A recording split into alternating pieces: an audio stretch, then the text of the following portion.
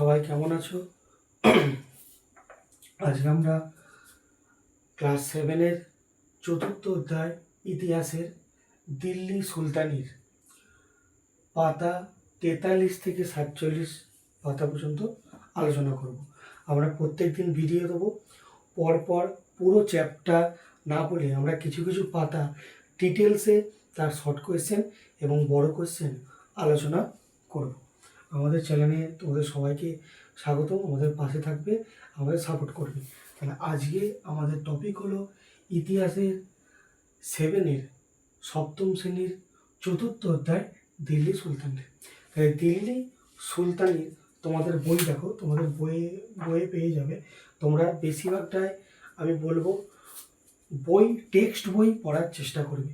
Text বই যত পড়বে তত তোমরা আগে এগিয়ে যেতে পারবে। যা যা শর্ট কোয়েশ্চেন তোমরা যেগুলো পরীক্ষায় আসবে সেগুলো কিন্তু সব টেক্সট বই যদি খুঁটিয়ে পড়ো তাহলে তোমাদের কিন্তু কোনো অসুবিধে হবে না। তাই আমি বারবার বলি যে টেক্সট বই তোমরা আগে ফলো করবে। তাহলে আমাদের দিল্লি সুলতানির প্রথমে যেটা আছে দেখো, তুর্কো আফগান শাসন। তাহলে আমরা এই চ্যাপ্টারে পড়বো। তাহলে প্রথমে এই দিল্লি সুলতানি বলতে গেলে তাহলে তোমরা দিল্লি সুলতানি তো আগে শুনুনি, বা যদি শুনে থাকো তাহলে সুলতানিটা কী বা সুলতান কে, তাহলে এটা তোমাদের মনে আসবে। তাহলে তোমাদের প্রথমেই যে বই আছে দেখো যে সুলতান কে। তাহলে সুলতানকে জানতে হলে তোমাদের এই জায়গাটা কী করতে হবে, এই জায়গাটা কিন্তু তোমাদের পড়তে হবে। তাহলে প্রথমে যে তোমাদের টেক্সট বই যেই লাইনটা আছে আমি একটু পড়ে শোনাচ্ছি, যে মোহাম্মদ ঘুরি মারা গেলে তার জয় করা অঞ্চলগুলি ভাগ হয়ে যায় তার 4জন অনুচরের মধ্যে। তাহলে মোহাম্মদ ঘুরি মারা যাওয়ার পর তার যে 4জন অনুচর ছিল তাদের মধ্যে তার জয় করা অঞ্চলগুলি ভাগ হয়ে যায়। তাদের মধ্যে কে কে ছিলেন? তার মধ্যে ছিলেন তাজউদ্দিন ইয়ালদুজ পেলেন গজনির অধিকার, নাসির উদ্দিন কুবাজা মুলতান ও উচের শাসক হয়ে বসলেন, বখতিয়ার খলজি বাংলাদেশের শাসক হন, আর লাহোর ও দিল্লির অধিকার থাকে কুতুবউদ্দিন আইবকের হাতে। তাহলে দিল্লিকে কেন্দ্র করে আইবক সুলতানি শাসন প্রতিষ্ঠা করেন।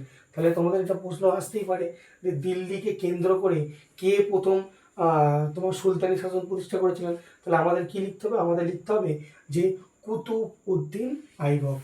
তাহলে কুতুবউদ্দিন আইবক কিন্তু খুব গুরুত্বপূর্ণ একটা চরিত্র তোমাদের এই চ্যাপ্টারের দিক থেকে, ঠিক আছে?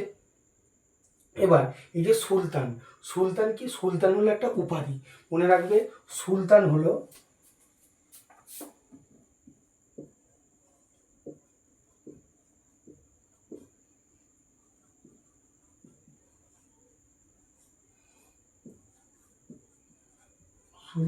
একটি উপাধি, ঠিক আছে? এবার আমি যেটা বলি যে তুর্কি শাসকরা অনেকে এই উপাধি ব্যবহার করতেন। তাহলে এই উপাধি, এই যে সুলতান উপাধি, এটা কে ব্যবহার করতেন? এটা কিন্তু তুর্কি শাসকরা কিন্তু ব্যবহার করতেন। এটা কিন্তু তোমাদের বারবার মনে রাখতে হবে, তুর্কি শাসকরা কিন্তু এই সুলতান উপাধিটা কি করতেন? ব্যবহার করতেন। রাতে আরবি ভাষায় সুলতান শব্দের মানে কর্তৃত্ব, ক্ষমতা, এইসব। তাহলে সুলতান শব্দের মানে যদি বলতে হয় আরবি ভাষায়, তাহলে আরবি ভাষায় সুলতান শব্দের অর্থ কি?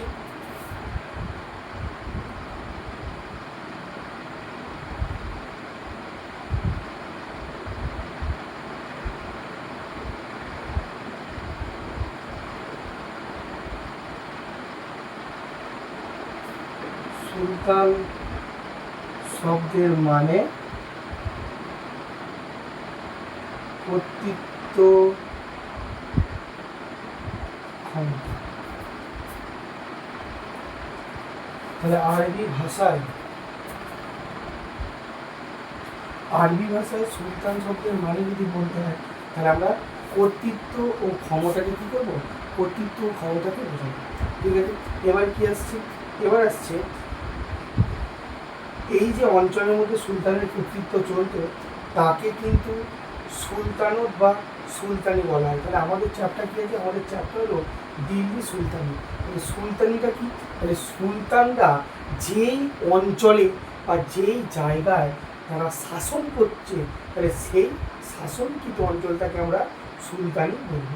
তাহলে যে অঞ্চলের মধ্যে সুলতানের কর্তৃত্ব চলতো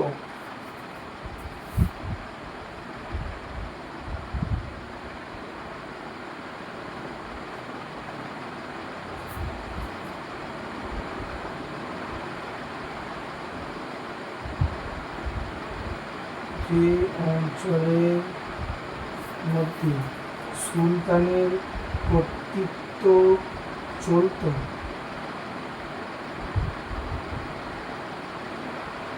তাকে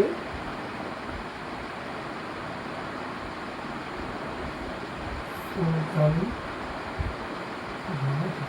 তাহলে যে অঞ্চলের মধ্যে সুলতানের কর্তৃত্ব চলত তাকে সুলতানি বলে। সুলতানি আরেকটা মানে আছে সুলতানত, কিন্তু একটা কথাও আছে, মানে সুলতানতও যা সুলতানিও যা, ঠিক আছে। দিল্লিকে কেন্দ্র করে ভারতবর্ষের সুলতানদের ক্ষমতা ও কর্তৃত্ব বজায় ছিল, তাই তার নাম দিল্লি সুলতানি বা সুলতানি। তবে এই যে দিল্লিকে কেন্দ্র করে ভারতবর্ষের সুলতানদের ক্ষমতা ও কর্তৃত্ব বজায় ছিল, তাই তার নাম ছিল দিল্লি সুলতানি। তাই এই চ্যাপ্টার নাম হচ্ছে দিল্লি সুলতানি। দিল্লি সুলতানিতে কাদের কর্তৃত্ব বজায় ছিল? দিল্লি সুলতানিতে সুলতানদের ক্ষমতা চলত, মনে রাখবে, সুলতানদের ক্ষমতা বা কর্তৃত্ব চলতো বলে একে দিল্লি সুলতানি বা সুলতানও বলে, ঠিক আছে। এবার খলিফা ও সুলতানের মধ্যে সম্পর্কটা আমরা একটু দেখে নেব।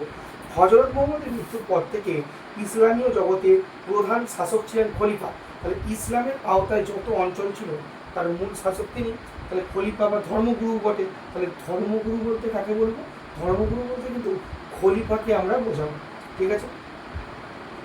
ফলে দিল্লি সুলতানের ওপরেও ভারতে খলিফারই অধিকার ছিল।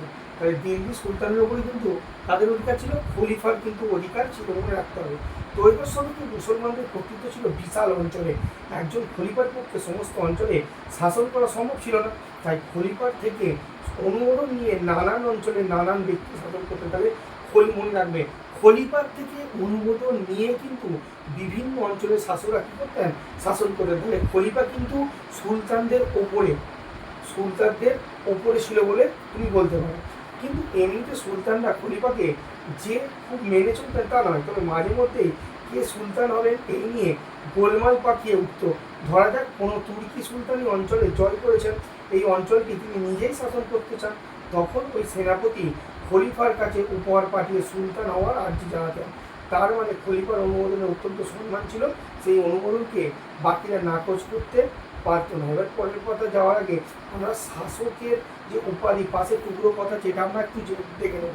রাজা, সম্রাট, সুলতান, এইসব শব্দগুলি শাসকের কিন্তু উপাধি। আমরা যা যা করি যে রাজা, সুলতান, ধরো সম্রাট, এগুলো কিন্তু এক একজন শাসকের উপাধি ছিল, মনে রাখবে। শাসকের ধর্ম, দেশ এবং শাসনের ক্ষমতার হেরে ফেলে উপাধিগুলো ব্যবহার বদলে যেত। যেমন রাজা হলেন রাজ্যের শাসক, মনে রাখবে, রাজা হলেন রাজ্যের শাসক।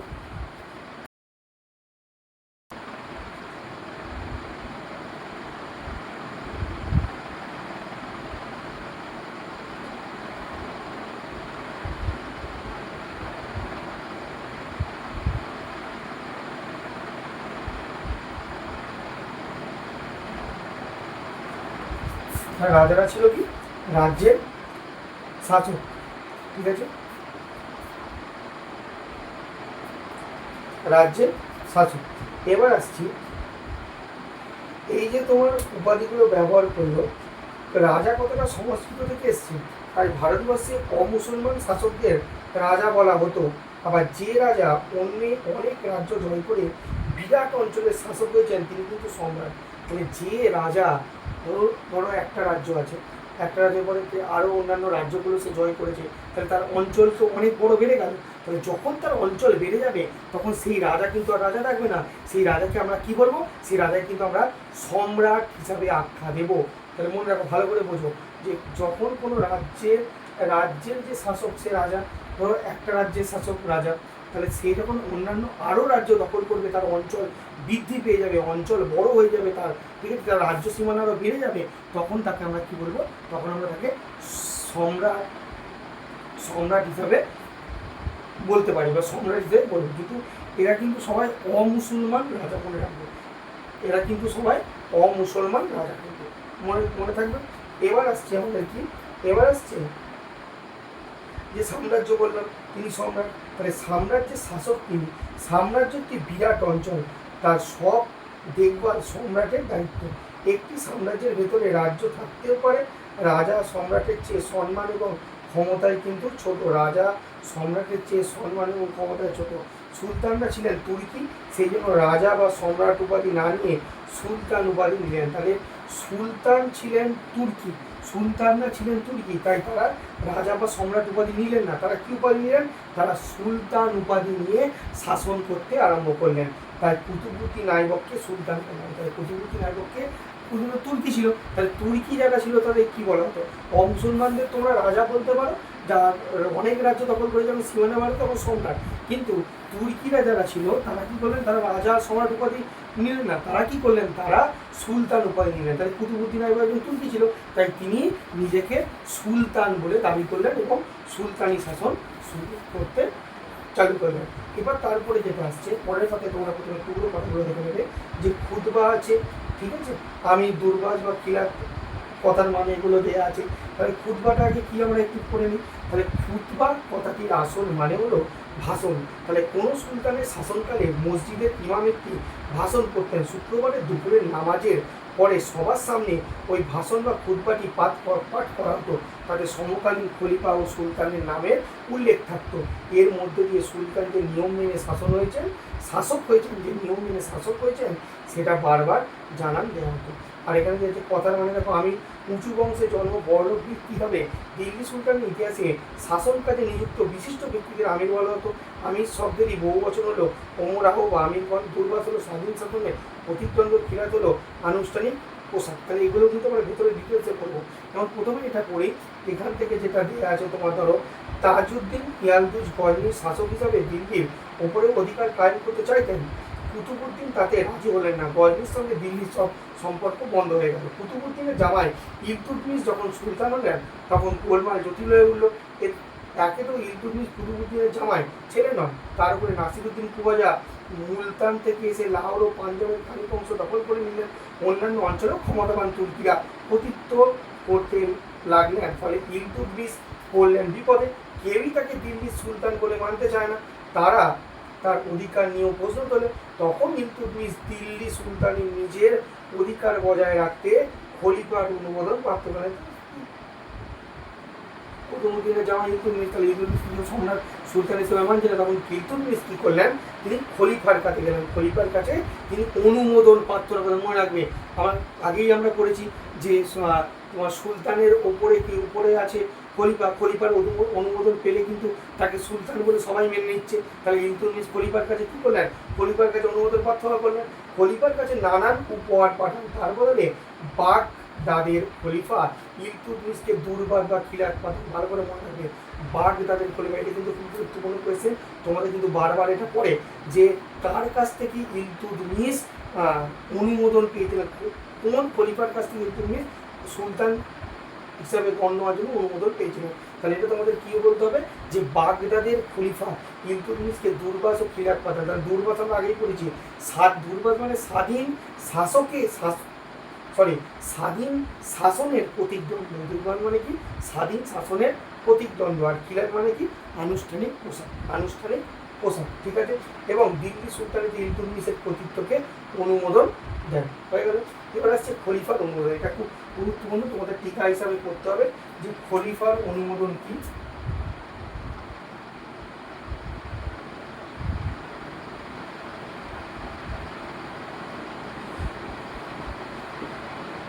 তোমাদের পেজ নম্বর হলে খলিফার অনুমোদন, তোমাদের এটা কি করতে হবে, তোমাদের এটা কিন্তু পড়ে রাখতে হবে। আমি তো পড়ে দিই, ইলতুৎমিশ খলিফার থেকে অনুমোদন পান 1229 খ্রিস্টাব্দে। সুলতানরা তাদের মুদ্রায় নিজেদের খলিফার প্রতিনিধি বলে খোদাই করতেন। প্রতি শুক্রবারে নামাজে খলিফার নাম বলতেন। মোহাম্মদ বিন তুগলক প্রথমে তার আমলে মুদ্রায় খলিফার নাম খোদাই করা বন্ধ করে দেন, তবে পরে ঘন ঘন বিদ্রোহ ও জেরবার হয়ে তিনি আবার নিজের মুদ্রায় খলিফার নাম খোদাই করার আদেশ দেন। খলিফার থেকে অনুমোদনপত্র আনিয়ে নেন। ফিরোজ শাহ তুগলকের দুবার খলিফার অনুমোদন পান। এরপর থেকে অবশ্য ভারতের খলিফার থেকে অনুমোদন চাওয়ার কথা বন্ধ হয়ে যায়। আর মুঘল বাদশাহরা ভারতের বাইরের কাজকে মর্যাদা ও ক্ষমতায় নিজেদের সমান বলে মনে করতেন না, মনে রাখবে। এইভাবে যখন যখনই শাসন অধিকারের ন্যায্যতা নিয়ে প্রশ্ন উঠত তখনই দিল্লি সুলতানরা খলিফার আনুগত্য স্বীকার করে তার অনুমোদন চাইতেন। তবে কাজের দিক থেকে দিল্লি সুলতানরা প্রায় চূড়ান্ত ক্ষমতার অধিকারী ছিলেন, কিন্তু কাজের দিক থেকে কিন্তু খলিফা অনুমোদন দিচ্ছে, কিন্তু সুলতান হওয়ার জন্য সে অনুমোদন দিচ্ছে, কিন্তু সব ক্ষমতা দিল্লির যে সব ক্ষমতা, সেই সব ক্ষমতা কিন্তু একমাত্র সুলতানের হাতেই কিন্তু থাকতো। যে কোনো ক্ষমতা হোক, সেটা সুলতান কিন্তু সেই ক্ষমতার অধিকারী ছিলেন, খলিফারা কিন্তু ছিলেন না। এবং খলিফারা কেউই দূর হিন্দুস্তানের ব্যাপারে নাক গলাতেন না। এইভাবে দিল্লির সুলতানি নিজের মতো করে ভারতবর্ষে বা হিন্দুস্তানে প্রায় 320 বছর শাসন জারি রাখতে পেরেছিল। তাহলে দিল্লি সুলতানি কত বছর ভারতবর্ষে তোমার বা হিন্দুস্তানে কত বছর শাসন জারি রাখতে পেরেছিল? প্রায় মনে রাখবে, প্রায় 320 বছর। এটা তোমাকে মনে রাখতে হবে, 320 বছর। এবার কি আসছে? এবার আসছে তোমাদের দিল্লি সুলতানি খ্রিস্টীয় ত্রয়োদশ শতকের প্রথম ভাগ।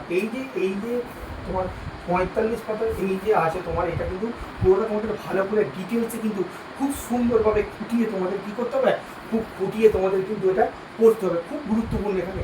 প্রথমে দেখো কুতুবউদ্দিন আইবকের এই যে পাশে ব্যাকেট দিয়ে লেখা আছে 1206 থেকে 10, এটা কিন্তু তার সময়কাল।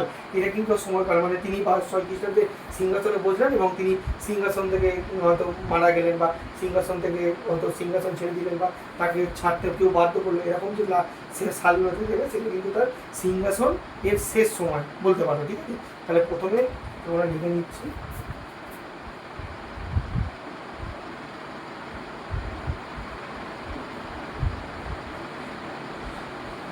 কুতুবউদ্দিন আইবক সময়কাল 1206 থেকে 1210।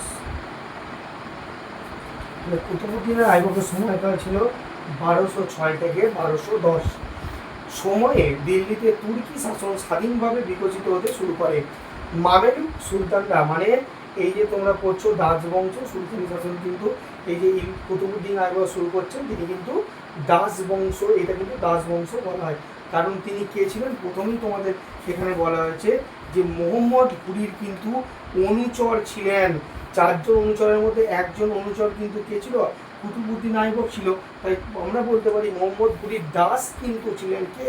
কুতুবউদ্দিন আইবক। তাই কুতুবউদ্দিন আইবক নিজের যে সুলতানি শাসন, তাকে কিন্তু তিনি দাস বংশ বলে উল্লেখ করা হয়েছে, দাস বংশ বলে কিন্তু উল্লেখ করা হয়েছে। তা বুঝতে হবে যে মামেলুক সুলতানরা বা দাস বংশের সুলতানরা ছিলেন ইলবাড়ি তুর্কি। ইলতুৎমিশের সময়কাল কত? ইলতুৎমিশের সময় কিন্তু 1211 থেকে 36, 1211 থেকে কিন্তু 36 সময়। দিল্লি সুলতানের সামনে প্রায় 3টে সমস্যা ছিল। এটা কিন্তু তোমার খুব গুরুত্বপূর্ণ, তোমাদের এটা পড়তে হবে। ইলতুৎমিশের সময় দিল্লি সুলতানের সমস্যা।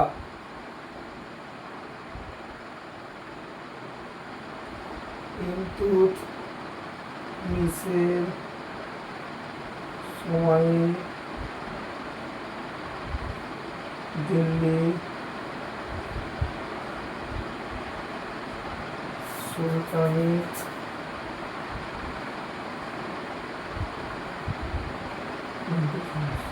এটাই কিন্তু তোমাদের বারবার পড়তে, মানে প্রত্যেকটা স্কুলের পরীক্ষা দিয়ে আসে।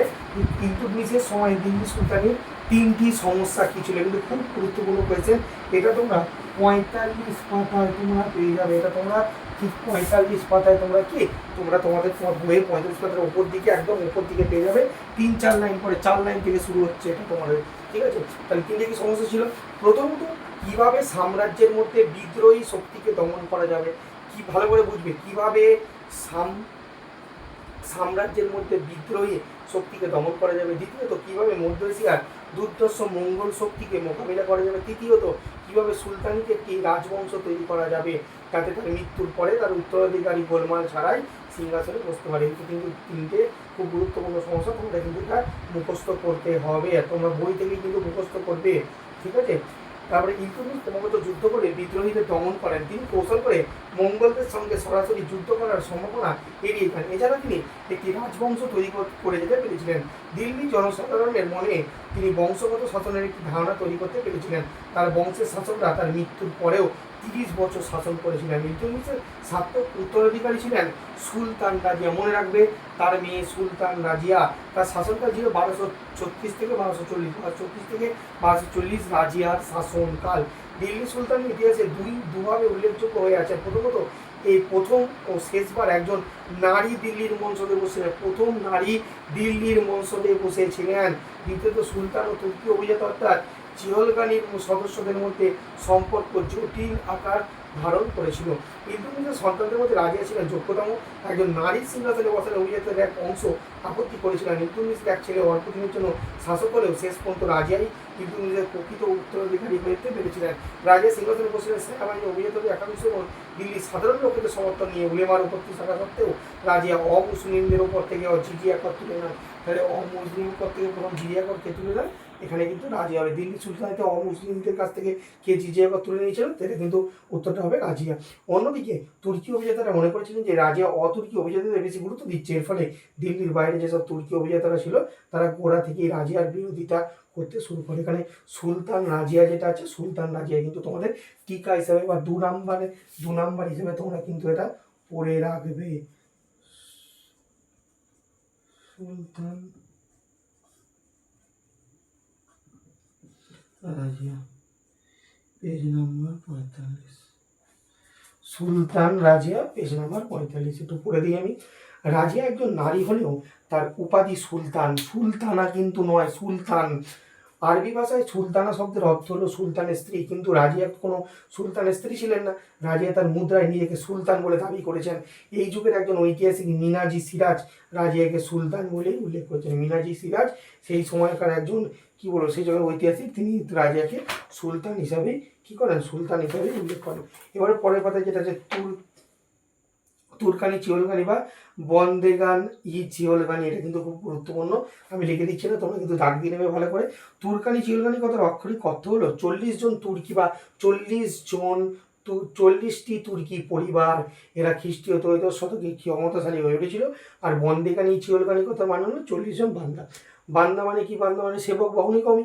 তাহলে এই দুটি কথা দিয়েই ইলতুৎমিশের অনুগত যোদ্ধাদের বোঝানো হতো। নামে তুর্কি হলেও এদের সবাই জাতিগতভাবে তুর্কি ছিল না। সংখ্যার দিক থেকে তারা 40 জনের অনেক বেশি ছিল। এরাই ছিল ত্রয়োদশ শতকে সুলতানি শাসন ব্যবস্থার প্রধান স্তম্ভ। এদের মধ্যে থেকেই গিয়াসউদ্দিন বলবন পরে সুলতান হয়েছিলেন, মনে রাখবে। এছাড়া এবার আমরা কি আসছি? এবার আমরা ঢুকছি এবার এখানে তোমাদের যে ঢুকছে সুলতানি বিস্তার ও স্থায়িত্বদান ও গিয়াসউদ্দিন বলবনের এবার তোমাদের চ্যাপ্টার ঢুকছে এখানে।